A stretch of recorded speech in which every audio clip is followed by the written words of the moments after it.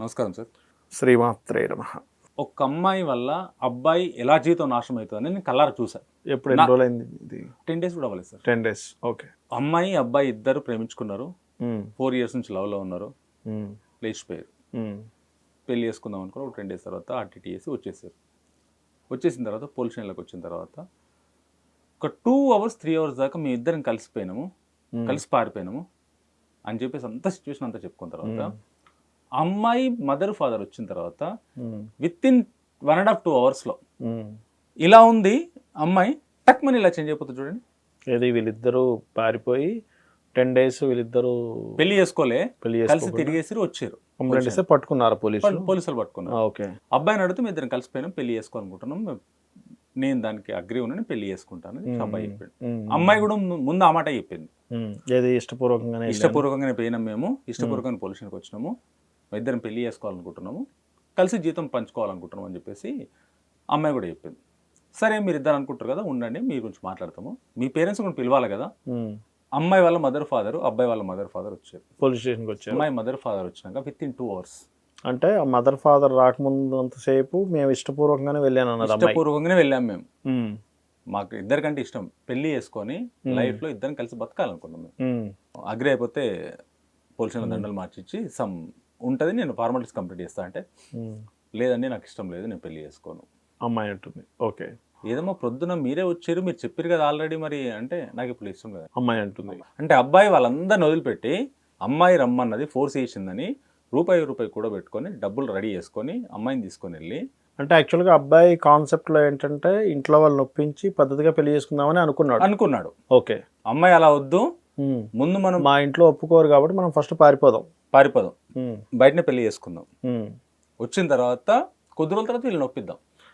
Okay. అదే మామూలుగా సినిమాల్లో జరుగుతుంటుంది, వాళ్ళకి పిల్లలు పుట్టిన తర్వాత ఇంకా ఇంట్లో వాళ్ళు ఎట్లాగైనా ఒప్పుకుంటారన్న దీంట్లో అమ్మాయి ఉండేది. అంటే వీళ్ళకి మెంటల్ కండిషన్ ఎలా ఉంటుంది, వీళ్ళ జాతకంలో ఎలా ఉంటుందా, లేకుంటే వీళ్ళు అలాగనే ఉంటారా?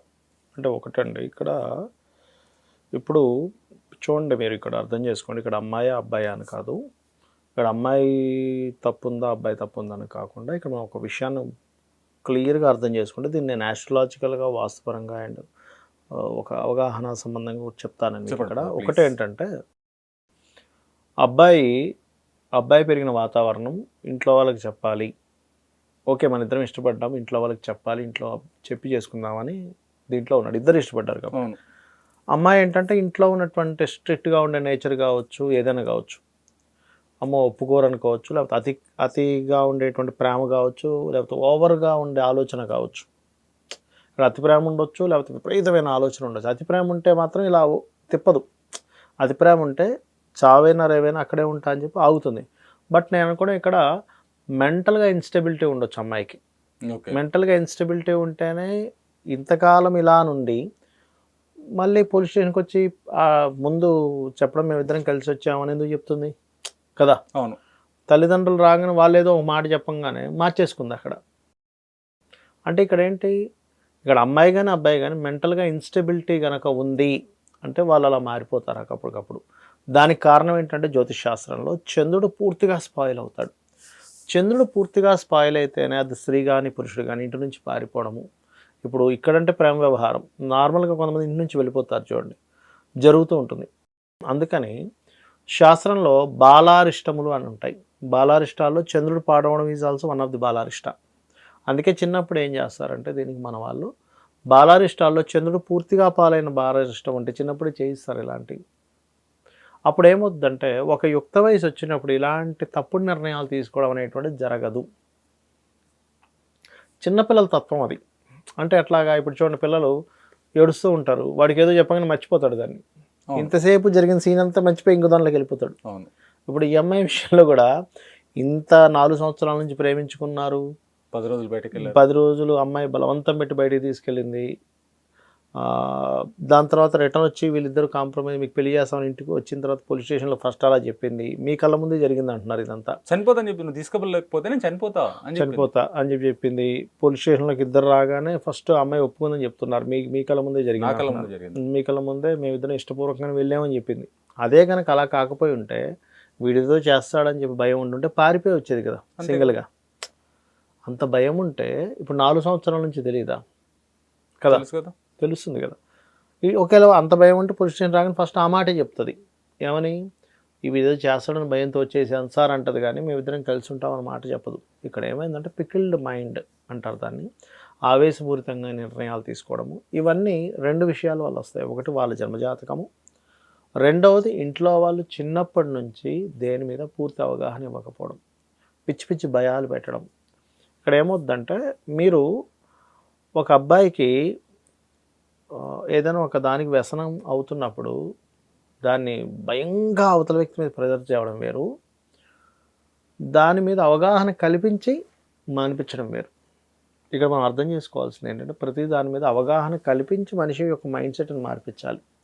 అంతేగాని ఏదో పిచ్చి భయాన్ని కనుక అవతల వ్యక్తి పిల్లల మీద మనం కనుక ఒక పిచ్చి భయాన్ని కనుక రుద్దితే ఏమవుతుందంటే ఇప్పుడు అది బ్లాస్ట్ అయిపోయే స్టేజ్కి తీసుకెళ్తుంది ఆలోచన. అంటే అట్లాగా ఇంట్లో వాళ్ళు ఎట్టి పరిస్థితులు ఒప్పుకోరు. ఇప్పుడు ఏమైపోయింది, ఇంట్లో ఒక పిచ్చి భయం ఉంది ఆ అమ్మాయికి, ఎంతో పిచ్చి భయం ఉంటే కానీ తల్లిదండ్రులు రాగానే మారిపోదు సిచ్యువేషన్. తల్లిదండ్రులు అంటే పిచ్చి అంటే విపరీతమైన భయం అట్లా ఉంది, అందుకే పారిపోవడానికి ఇష్టపడింది. ఆ విపరీతమైన భయమే ఒక ప్రేమ వైపు ఆకర్షింపచేసేలా చేసింది. ఈ అబ్బాయి దగ్గర ప్రేమ దొరుకుతుంది, ఇంట్లో కంటిన్యూస్గా భయమే ఉంది, ప్రేమ అనేటువంటిది లేదు ఎక్కడ. ఇంట్లో అస్సలు ప్రేమ ఎక్కడ దొరకట్లేదు కాబట్టి ఈ అబ్బాయి చూపించే ప్రేమ వైపు మగ్గింది. ఎప్పుడైతే ఇటు వెళ్ళిందో ప్రేమ అనుకోండి, ఆ ఏజ్లో ఉండేటువంటి ఒక యుక్త వయసులో యూత్లో ఉండేటువంటి ఒక ఆకర్షణ అనుకోండి, ఇవన్నీ కనెక్ట్ అయ్యాయి బాగా. అబ్బాయిని ప్రెజర్ చేసి మరీ తీసుకెళ్ళింది, ఎందుకంటే ఇంట్లో ఉన్నటువంటి సిచ్యువేషన్ నుంచి బయటపడాలనేది అమ్మాయి యొక్క ఇది. మళ్ళీ ఎప్పుడైతే రిటర్న్ వచ్చి మళ్ళీ తల్లిదండ్రులు కనెక్ట్ అయ్యారో ఈ భయానికి లోనైపోతుంది. దీనికి మూన్ అంటారు దాని మైండ్. ఆ మైండ్ కేమద్రోమ యోగము అంటారు, అంటే ముందు వెనక ప్లానెట్స్ లేకపోవడం కానీ పాప కత్తిరిలో ఉండడం కానీ జరిగినప్పుడు ఏమవుతుందంటే ఒకవైపు వెళ్ళిపోయినప్పుడు సడన్గా తిరిగిపోతుంది వాళ్ళకి మైండ్. అంటే ఒక విపరీతమైనటువంటి ధోరణి వాళ్ళు వస్తూ ఉంటుంది. ఇది మీరు ఇప్పుడు స్త్రీ వర్షన్ పాయింట్ ఆఫ్ వ్యూ నుంచి చెప్పారు, పురుషుడు పాయింట్ ఆఫ్ వ్యూ నుంచి కూడా కొన్ని ఇట్లా జరుగుతూ ఉంటాయి. ఎట్లా అంటే ఆ అమ్మాయి అంతటా ఆ అమ్మాయి సరే వీడు బాగా ప్రేమిస్తున్నాడు కదా అని వచ్చేసినప్పుడు సిచ్యువేషన్స్ దగ్గరికి వెళ్ళాక మారిన కేసెస్ కూడా కొన్ని ఉంటాయి. అది అప్పుడు ఆ అబ్బాయి కూడా ఇలాంటి కండిషన్స్ ఉంటాయి. అయితే ఇప్పుడు మీరు చెప్పిన కండిషన్లో ఫస్ట్ ఆఫ్ ఆల్ మూన్ పాడవుతాడు అమ్మాయి జాతకంగానే తీసుకున్నట్లయితే, లేదా ఇంట్లో వాయువ్యంలో బాత్రూమ్స్ ఉంటాయి. పికిల్డ్ మైండ్, ఎందుకంటే వాయువ్యానికి కారకుడు చంద్రుడు. అయితే వీటన్నిటికీ అసలు మూలం ఏమిటి, ఎక్కడి నుంచి వస్తుంది దీనికి అంటే ఫస్ట్ గుర్తుపెట్టుకోండి, జాతకం వాళ్ళ పూర్వజన్మ కర్మ అయితే చిన్నప్పటి నుంచి కూడా పిల్లలకి మీరు అబ్జర్వ్ చేయాల్సింది ఏంటంటే పిల్లలకి రామాయణ మహాభారతాలు, ధర్మం అంటే ఏమిటి, వాల్యూస్ అంటే ఏమిటి ఫస్ట్ తల్లిదండ్రులు నేర్చుకోవాలి. తల్లిదండ్రులు నేర్చుకుంటేనే పిల్లలకు నేర్పేది, అంతే కదా. నేర్చుకొని ఇంట్లో ఎప్పుడు ప్లే చేస్తుండండి రామాయణ మహాభారతాలు లాంటివి. ఇవాళ రేపు ఒకప్పుడు అంటే ఇంత సౌలభ్యం లేదు, ఇప్పుడు యూట్యూబ్ వచ్చింది. యూట్యూబ్ ఒక రకంగా ప్లస్ కూడా మనకి. చాగంటి వారు, సామవేద శర్మ గారు వీళ్ళు చెప్పినవి ఇంట్లో రెగ్యులర్గా ప్లే చేయండి. వినగా వినగా వినగా ఇంట్లో పొద్దున్నే స్టార్ట్ చేస్తే అది వినగా వినగా వినగా వినగా ఆలోచన ప్రారంభం అవుతుంది. రాముడు ఎందుకు అలా విన్నాడు తండ్రి మాటని. ఇప్పుడు రాముడు ధనుర్భంగం జరిగింది కదా, దశరథ మహారాజు అక్కడికి చేరుకోకముందు సీతాదేవి యొక్క తండ్రి ఎవరైతే జనకుడు ఉంటాడో అతను అంటాడు, మీ ఇద్దరికి వివాహం మా అమ్మాయి ఎలాగో నిన్ను వరించింది, నువ్వు ధనుర్భంగం చేసావు కాబట్టి. అంటే లేదు లేదు ఇప్పుడు ధనుర్భంగం చేశాను ఇక్కడ దాని పరంగా, మా తండ్రి గారు ఒప్పుకుంటేనే పెళ్ళి అంటాడు. అంతేగానే నేను బాణాన్ని ఎరగొట్టేశాను కాబట్టి నేను ఇంకా పెళ్ళి చేసుకుంటా అనలే.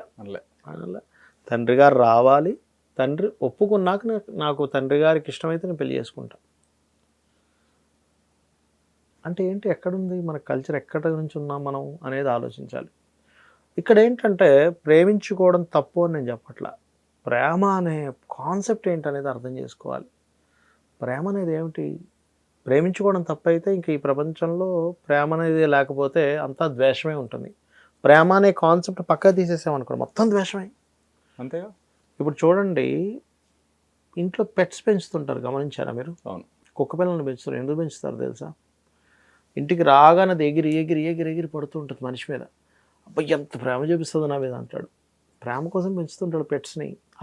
అది వీడి మీద చూపించే ప్రేమతో పెంచుతుంటాడు, దాని మీద చూపిస్తూ ఉంటాడు. ఒక పిల్లి కావచ్చు, కుక్క కావచ్చు, మీరు పెళ్లి కుక్కల సంగతి పక్కన పెట్టండి, మీరు ఎప్పుడైనా ఈ నేషనల్ జియోగ్రఫీ ఛానల్ చూసారా? అందులో వాళ్ళు పులుల్ని సింహాలని పెంచి మళ్ళీ వాటికి ఇచ్చేస్తారు. వాళ్ళు కనపడంగా అది వచ్చి పట్టుకుంటుందండి. అసలు సింహం ఇట్లా గట్టిగా పట్టేసుకుంటుంది వాడిని వచ్చి. సంవత్సరాలు వదిలిపెట్టినా సరే వచ్చి మళ్ళీ వాడు రాగానే వచ్చి పట్టేసుకుంటారు. ఎందుకు అలాగా? ఒక జంతువు ఎందుకు అలా చేస్తుంది అంటే వీడు ఫస్ట్ దాని మీద ప్రేమ చూపించాడు. ప్రేమను దానికి చూపించి ఎలా చూపించాడు? దానికి సంథింగ్ ఏదో ఫుడ్ పెట్టడమనో దాన్ని ఇలా పైన అండమనో చేశాడు. రైట్? ఈ ప్రేమ అనేటువంటిది చూపించేది, పొందేది కాదు. చూపించిన తర్వాత నువ్వు పొందుతావు. ఓకే, ఇక్కడ ఏంటంటే ప్రేమ అనే కాన్సెప్ట్ ఉండాలి, కానీ అది చూపించేది అనేది అర్థం అవ్వాలి ఫస్ట్ జనాలకి. పొందేది అనేది ఎప్పుడైతే అనిపిస్తూ ఉంటుందో మీకు అది ఎప్పటికీ ఎంత ప్రేమ వస్తున్నా సరే మీకు సరిపోదు. అర్థమైందండి? చూపించడమే ప్రేమ. రైట్? అయితే ఇక్కడ ఏంటంటే ప్రేమ అంటే కేవలం ఏదో ఇద్దరు యంగ్స్టర్స్ మధ్య ఉండేది ప్రేమ అనుకుంటే తప్పది. ప్రేమ అన్నింటి మీద ఉంటుంది. ఒక వ్యక్తి చూడండి, కార్ని ఎంత నీట్గా చూసుకుంటాడు చూసారా, వాడి కార్ మీద ప్రేమ ఉంటుంది. ఒక్కొక్కడికి వాడి జాబ్ మీద ఉంటుంది, ఒక్కొక్కడికి వాడి బిజినెస్ మీద ఉంటుంది. నేనేమంటానంటే అన్నిటి మీద ఉండాలి మనిషికి ప్రేమ. అన్నిటి మీద ప్రేమ ఉండాలి. పొద్దున్న లేచినప్పటి నుంచి ప్రతి దాని మీద ఉండాలి. ఇంట్లో భార్య మీద, ఇల్లు మీద. అంటే ఇవన్నీ ఎందుకు వస్తాయంటే ఆస్వాదించడం అనేటువంటిది వస్తే తెలుస్తుంది. ఇది నేను మీకు అన్నిటి మీద ప్రేమ ఉండాలని ఎందుకు చెప్తున్నానంటే ఫిక్స్డ్గా ఒకదాని మీదే ప్రేమ ఉంటుందనే కాన్సెప్ట్ వల్లే తప్పు చేస్తాడు మనిషి ఎప్పుడు కూడా. ఇప్పుడు ఈ అమ్మాయికనే కాదు, మనం చిన్నప్పటి నుంచి పిల్లల్ని కనుక ప్రతిదాన్ని ఆస్వాదించడం అనే పాయింట్ ఆఫ్ వ్యూ నుంచి మనం కనుక పెంచితే ఒకదాని మీదకి వెళ్ళదు. ఇప్పుడు ఏమైందంటే ఈ అమ్మాయి కేసులో విపరీతమైన భయం, ఇంట్లో విపరీతమైన కట్టడి, విపరీతమైన ప్రెజర్స్లో పెరిగింది. ఒక్కసారిగా ఈ అబ్బాయి కొంచెం పద్ధతైన అబ్బాయి ఉంటాడు, నాకు తెలిసి ప్రేమను చూపించే అబ్బాయి ఉంటాడు. ఇక్కడ దొరుకుతుండేసరికి ఎడారిలో నీళ్లు లేనటువంటి పరిస్థితుల్లో ఎవరో నీరు ఇస్తానంటే ఎలా అయితే అటు వెళ్ళిపోతాడో మనిషి, అలా ఇక్కడ ప్రేమ అనేటువంటిది పూర్తిగా కనబడి ఇక్కడ పూర్తిగా కట్టడి ఉండేసరికి ఇందులోంచి జంప్ చేసింది అమ్మాయి. జంప్ చేసిన అమ్మాయి కూడా పికిల్డ్ సార్, అది చెప్తున్నా కదా, moon, it's based on moon and mercury కూడా చెత్త. చూడండి, దీనికి ఇంకోటి ఉంది, బుధుడు పాడైతే కూడా ఇలా తయారవుతారు. బుధుడు పాడైతే బుద్ధి అంటారు దాన్ని. అంటే అరే ఇప్పటిదాకా ఇలాగే ఉందిగా, ఇంతలో బుద్ధి మారిపోయింది అంటే అనిపిస్తుంది. ఆ బుద్ధిని మార్చేటువంటి బుధుడు, మనసును మార్చేటువంటి చంద్రుడు పాడైతే ఇక్కడ ఏమవుతుందంటే ఇప్పుడు ఇలా జరిగింది కదా, అబ్బాయి మనసు ఎంత విరిగిపోతుందంటే అస్సలు ఇంక మనం జీవితంలో ఏ అమ్మాయిని నమ్మకూడదు అనేది స్టార్ట్ అవుతుంది. అసలు ఏ అమ్మాయిని నమ్మడం ఇంక ఇప్పటి నుంచి అబ్బాయి పరిస్థితి ఎలా ఉంటుంది తెలుసా చెప్పమంటారా?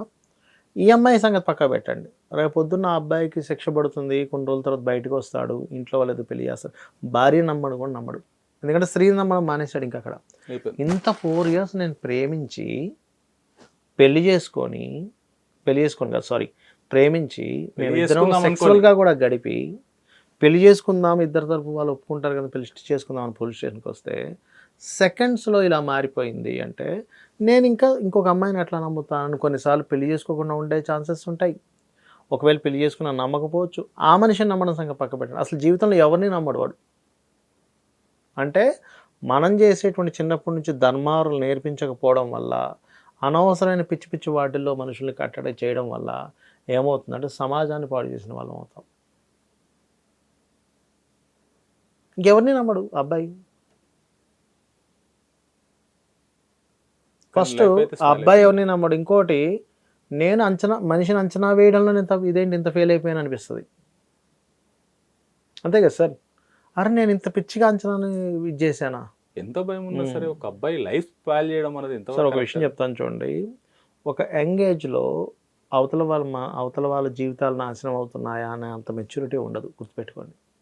అందుకే మన వాళ్ళు ఒక ఏజ్ లిమిట్ అనేది పెట్టారు, వివాహానికి కానివ్వండి ఏదైనా కానివ్వండి. ఇప్పుడు మనకి కోర్టు అవి 18 years 21 years అని ఎందుకు పెట్టిందంటే ఒక అవగాహన అనేటువంటిది రావడానికి ఒక సర్టన్ ఏజ్ ఉంటుంది.